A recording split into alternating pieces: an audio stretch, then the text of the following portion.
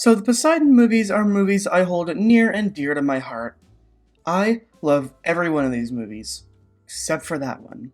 But these movies are very different from one another.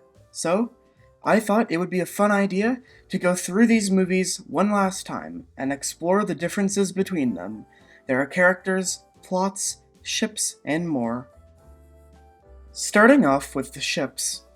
So the first movie used a copied model of the RMS Queen Mary.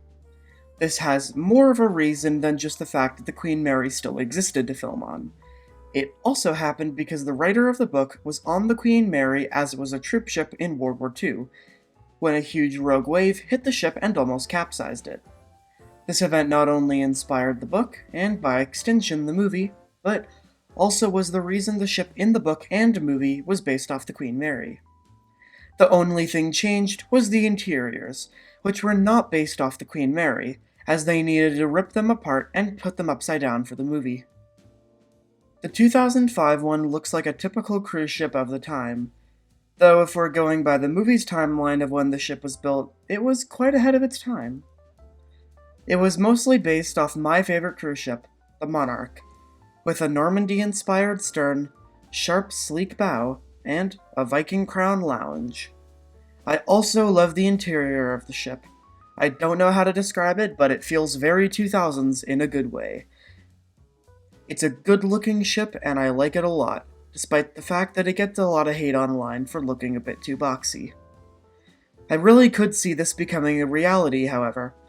Also, the Viking Crown Lounge is moved forward here, which is make it just a regular tower. I will say that is very strange. I don't like that. And finally, the 2006 one. Now, this one was based off the Queen Mary too, which is very interesting because the original was based off the Queen Mary. The interiors are fancy and give the allure of a nice ocean liner. They're elegant and modern. I love this little dome in the back and the pool enclosed area, but that said, these things on the side are indeed interesting. I have no idea what purpose they serve besides looking cool, and this bridge also confuses me. I mean, it looks from the inside like a Star Trek bridge, and from the outside it looks like it should be down here. But also, where are the bridge wings? I assume they use cameras to look over the side, but still. And also, if anyone in the comments can tell me if ships actually have doors in the thrusters, please do, I'll pin it. Next, let's compare characters in the movies. The original 2005 one shares so many characters, Mike Rogo and Mrs. Rosen to name a few, and many others are similar roles although different names. The way they escape is also the same, using a tree, and as well as that, they climb a funnel shaft to escape, even if it makes more sense in the original, and they also share the kitchen fire scene. The fire in the engine room, and Mrs. Rosen's swim and eventual death. However, the one in the 2005 movie has much less stakes. There's literally an air pocket above them that they do use in the movie. Why are they acting like they need to save their breath? For the 2006 one, however, things were different. This movie has their names changed, except to Dylan, who is now the main character. And for this one, the obstacles are also changed.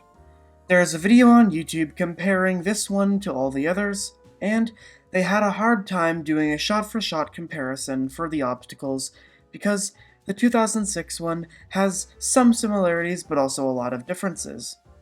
They have a kitchen fire scene, and also splits up the group during the capsize, making for some interesting moments. But overall, the obstacles are a lot faster and more deadly, which would be more realistic to this scenario. It can be a double-edged sword, however. The movie's fast pace can get annoying at times, but is more realistic and causes there to be much less plot armor. If you watch this movie without knowing who dies, it would be hard to predict the people that do die. Overall, this movie underwent a massive change with the plot and characters, and I think they did a good job. But, overall, I love all of these movies, and I hope there will be another remake. Sorry for the lack of activity on the channel recently, but I promise that there will be more stuff soon. I've just honestly found it really tiring to make videos recently for some reason, which is weird because I did indeed have a fun time making this one, but it was a lot shorter than I expected, so I apologize for that. So, will there be another Poseidon movie? Will we get any other of my Poseidon videos? And why did they hold their breath in that one scene? That's a very good question.